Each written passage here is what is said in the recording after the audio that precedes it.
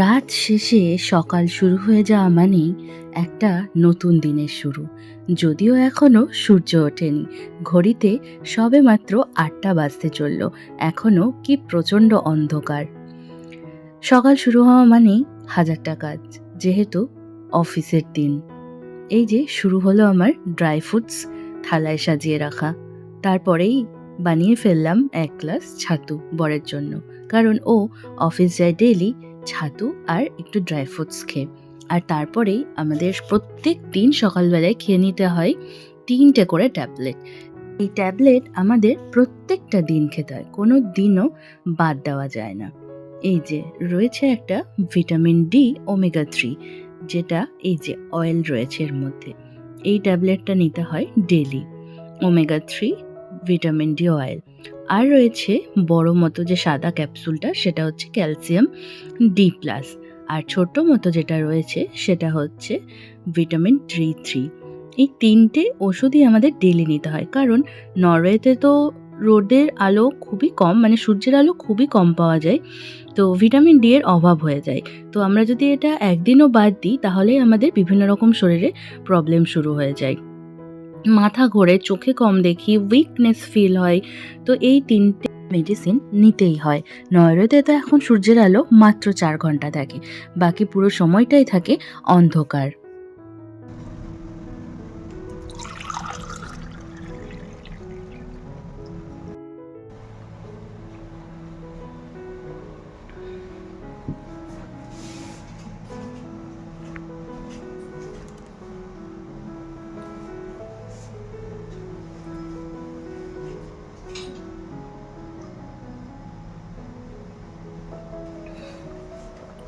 Hello বন্ধুরা, আমি Debolina Norway থেকে কাম অ্যান্ড ক্রেজিস ওয়ার্ল্ড চ্যানেলে আরও একটা নতুন ভিডিওতে তোমাদের জানাই সকলকে সুস্বাগতম।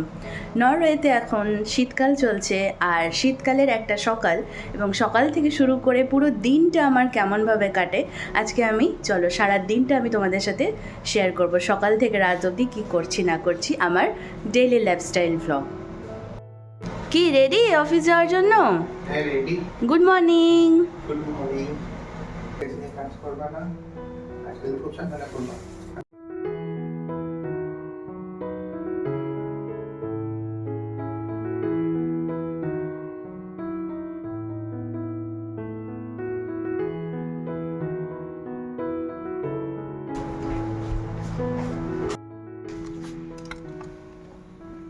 Tata tata tata.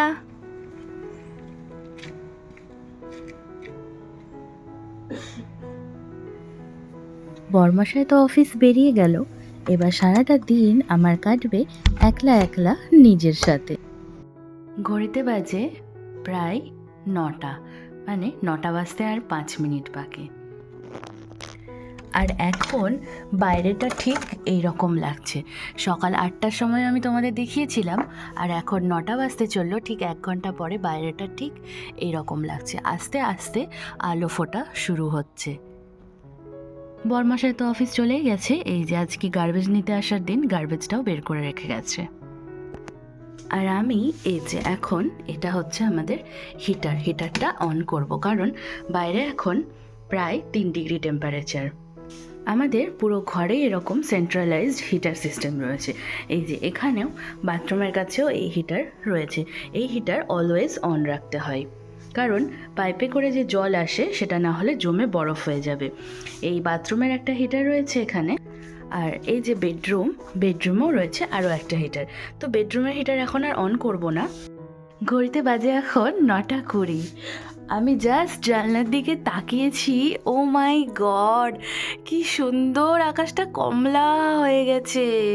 মানে সূর্যটা উঠছে, জাস্ট ৯টা ২৯-এ হচ্ছে সূর্যোদয়ের টাইম।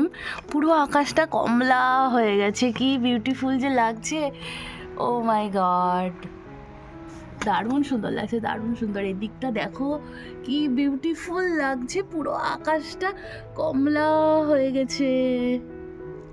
ওহ, দারুণ সুন্দর লাগছে, দারুণ সুন্দর। এই টাইমে যদি পাহাড়ের ওপরে যেতে পারতাম আরও দারুণ ভিউ দেখতে পেতাম, বাট আমার এত ঠান্ডা লেগে গেছে, মানে যাওয়ার উপায় নেই। দারুণ লাগছে, দারুণ। এই হচ্ছে আমার বাড়ির ব্যাকইয়ার্ড। আমি আর থাকতে না পেরে জাস্ট বাইরে বেরিয়ে এলাম যে এই সিনারিওটার মধ্যে আমি নিজেকে ফ্রেমবন্দি করব। বাইরে চলেই এলাম। ও মাই গড, আমি অবাক হয়ে যাচ্ছি জাস্ট, এত সুন্দর লাগছে। উফ, চোখটা জুড়িয়ে যাচ্ছে। মুখে চাদর জড়িয়ে চলে এলাম। তো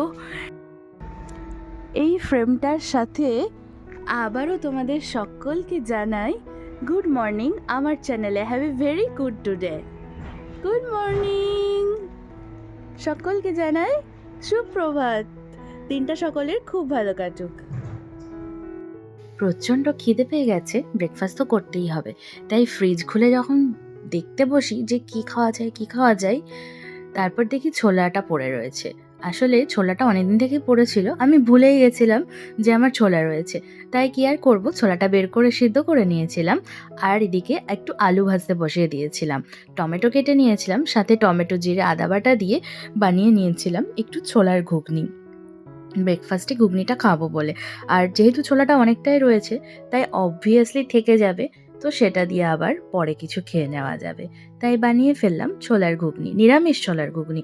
যেহেতু সোমবার তাই আমার আজকে ভেজ, তো নিরামিষই বানিয়ে নিলাম।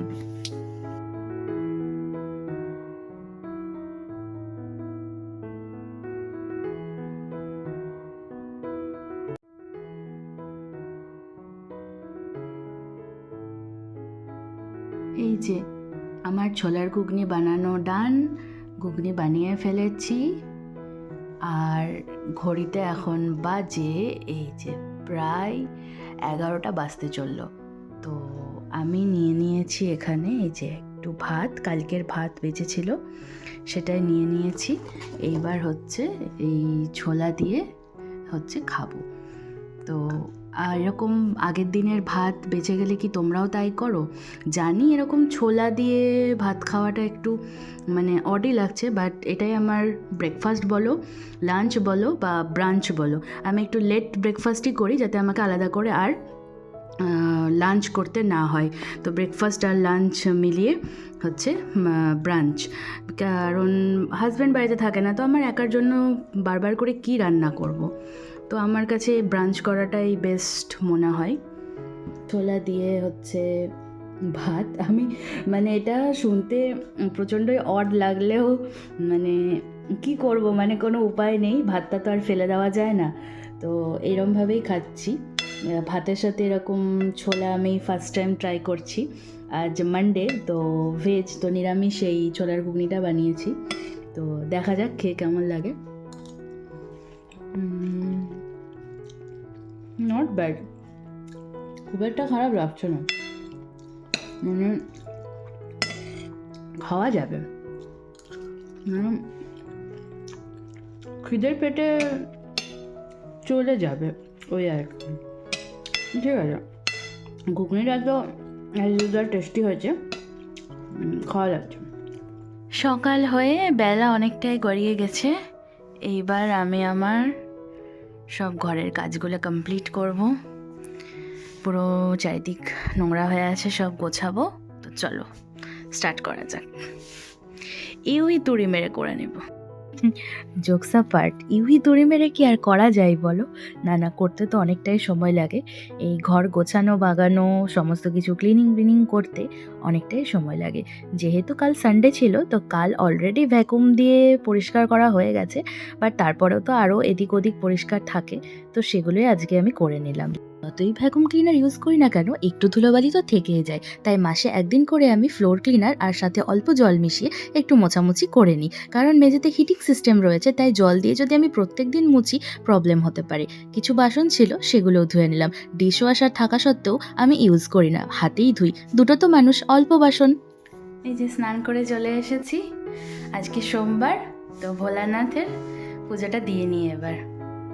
এই যে পুজো আমার কমপ্লিট, সোমবারের পুজো। জয় বাবা ভোলানাথের জয়, জয় শিব শম্ভু।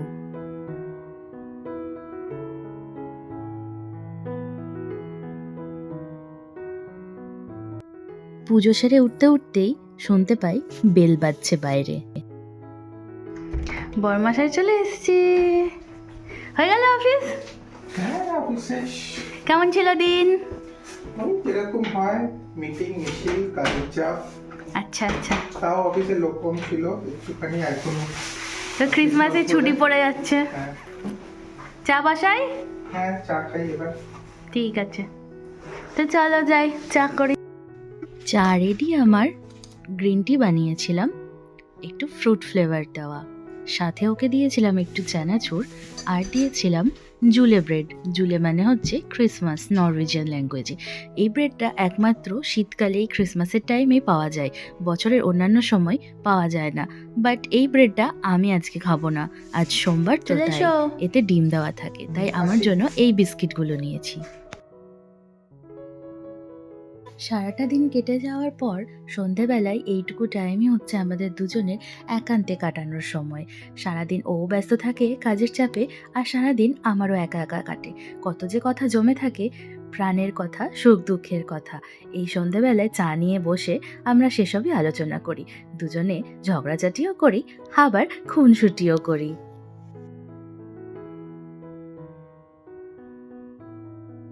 ব্যাস আর কি, এরপর লেগে পড়ি রাত্রের খাবারের জোগাড়ে। বরমশাই গেল একটু রেস্ট নিতে, বললাম একটু গড়িয়ে নাও। তো ও দেখি ল্যাপটপ নিয়ে বসে পড়েছে একটু গেম খেলবে বলে। তো আমি ওইদিকে সবজিগুলো কাটাকাটি শুরু করে দিলাম। আজ রাতে বানাবো একটু ফুলকপি আলু মটরশুঁটি ভাজা, আর করব একটু পরোটা। তারই জোগাড় শুরু হলো আর কি। ময়দা বেলে নিয়ে এরপর ভাজতেও শুরু করে দিলাম, গরম গরম খাবো বলে। এরই ফাঁকে অলরেডি কিন্তু বাড়িতে মা আর মামনির সাথে কথাও বলা হয়ে গেছে, সাথে প্রচুর গল্পও করেছি সারাদিনের জমে থাকা কথা। ওদের সাথে তো পেট খুলে কথা না বললে মন ভরে না আবার। জানো তো, এখানে না ফুলকপির দাম সারা বছর একই থাকে, শীত গ্রীষ্ম বর্ষা একই। শীতকাল বলে যে ফুলকপির দাম কমে যাবে আমাদের ইন্ডিয়ার মতো, ওরকমটা নয়। সেই 30 নক দাম তো 30 নক মানে ইন্ডিয়ান রুপিতে হচ্ছে 240 টাকা। আর ফুলকপি এখানে সাদা সাদা, শীতকালে যেমন আমাদের ওখানে ফুলকপির ডাঁটিগুলো গ্রিন গ্রিন কালারের হয়, এখানে ওরকমটা পাওয়া যায় না, তাই টেস্টেরও কিন্তু ফারাক হয়। শীতের ফুলকপি হোক কি গরমের ফুলকপি, আমাদের ওখানে যেমন টেস্টের আলাদা আলাদা ফারাক বোঝা যায়, এখানে কিন্তু সেটি বোঝার উপায় নেই। ওই 240 টাকাতে একটাই ফুলকপি পাওয়া যায়। একটা ফুলকপি কিনলে আমাদের 2 দিন অ্যাটলিস্ট চলে যায়, দুটো তো মানুষ। এই যে রেডি হয়ে গেছে আমার ফুলকপি আলু মটরশুঁটি ভাজা, সাথে গরম গরম পরোটা। আর সকালে বানিয়েছিলাম যে ছোলার ঘুগনি, সেটাও তো কিছুটা রয়ে গেছিল, তাই সেটাও একসাথে নিয়ে নিলাম। এই 3 রকমের পদ দিয়ে ভালো মতোই খাওয়া হয়ে যাবে আজকের রাতের ডিনারটা। খেয়ে দেখো, ঠিক আছে?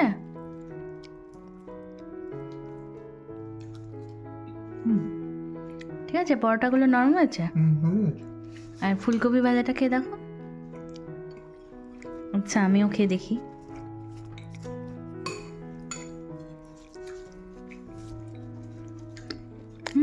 পরোটাটা নরম হয়েছে বেশ।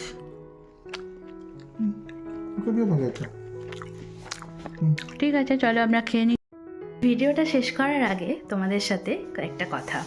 সারাটা দিন সকাল থেকে শুরু করে একদম রাত অবধি আমি কি করলাম সবটাই আমি তোমাদের সাথে ভাগ করে নিলাম। কোনো সেভাবে গল্পই করতে পারিনি, ভিডিওর মাধ্যমেই অনেক কথা তোমাদের বলেছি। তোমরা সকলে জানো যে আমি এখন নরওয়েতে থাকি, আর আমি এখন বর্তমানে একজন এনআরআই ওয়াইফ। তো আমরা খুব অল্প দিনের জন্যই নরওয়েতে শিফট করেছিলাম, আবার বাড়িও ফিরে যাব। তো এখানে প্রত্যেকটা দিন আমি আমার হাজব্যান্ডের সাথে খুব এনজয় করে কাটিয়েছি। তো সেভাবে খুব একটা ভিডিও আমি করিনি, আর যতটুকু যা ভিডিও করেছি সব এখনও সেভাবে আপলোডও দিতে পারিনি। আমি মুহূর্তটাকে খুব প্রাণ ভরে উপভোগ করেছি, খুব এনজয় করেছি। হ্যাঁ, কিছু কিছু মুহূর্ত আমি ফ্রেমবন্দি করেছি, আস্তে আস্তে সেগুলো আমি সবটাই তোমাদের সাথে শেয়ার করব। নরওয়েতে এখন শীতকাল চলছে, তো শীতের একটা দিন সকাল থেকে রাত অবধি আমার একটা গোটা দিনের রোজনা মোচা আমি তোমাদের সাথে শেয়ার করলাম। আর কাল সারাটা দিন বাড়িতেই ছিলাম, বাজার বেরোনোর দরকার পড়েনি। না হলে অন্যান্য দিন কি হয়, গ্রসারি আনতে আমরা বাজার বেরোই। গ্রসারি, এখানকার দোকানপাট, এখানকার মল কীরকম কী হয় সেগুলো তোমরা অলরেডি আমার ভ্লগে দেখেইছো। তো আস্তে আস্তে বাকি আরও অনেক কিছুই তোমাদের সাথে শেয়ার করব। আর আমি এই হাউসওয়াইফ হয়েই আমার নরওয়েতে জীবনটা কেটেছে। আর এটা নিয়ে আমার কোনো ক্ষোভ নেই, আমি আগে কাজ করতাম, কিন্তু এখানে আসার পর আমি পুরোপুরি একজন হাউসওয়াইফ, আর এটা নিয়ে আমার কোনো ক্ষোভ নেই। আমি আমার হাজব্যান্ডের সাথে খুব ভালোভাবে এখানে দিন কাটিয়েছি, আর সবথেকে যেটা ইম্পর্টেন্ট, ভীষণ এনজয় করেছি। তো যাই হোক, অনেকই বকবক করে ফেললাম। আস্তে আস্তে তোমাদের সাথে আরও প্রচুর গল্প করব, আরও অনেক কিছু শেয়ার করা তো বাকি থেকেই গেল। তো আজকে সারাদিনের আমার এই ভিডিওটা, আমার এই ব্লগিংটা, আজকে সারাদিনের রোজনা মচা তোমাদের যদি ভালো লেগে থাকে তো অবশ্যই করে একটা লাইক করো। ফেসবুক থেকে যারা দেখছো অবশ্যই একটু ফলো করে দিও, আমি একটু মোটিভেশন পাই আর কি। আর যদি ভালো লাগে তো অবশ্যই একটু সাবস্ক্রাইব করে আমার পাশে থেকো। আশা করি যে যেখানেই আছো সকলে খুব ভালো আছো, সুস্থ আছো। ভিডিওটা আজকের মতো এখানেই শেষ করলাম, আর তোমাদের সকলকে জানাই অসংখ্য ধন্যবাদ। টাটা।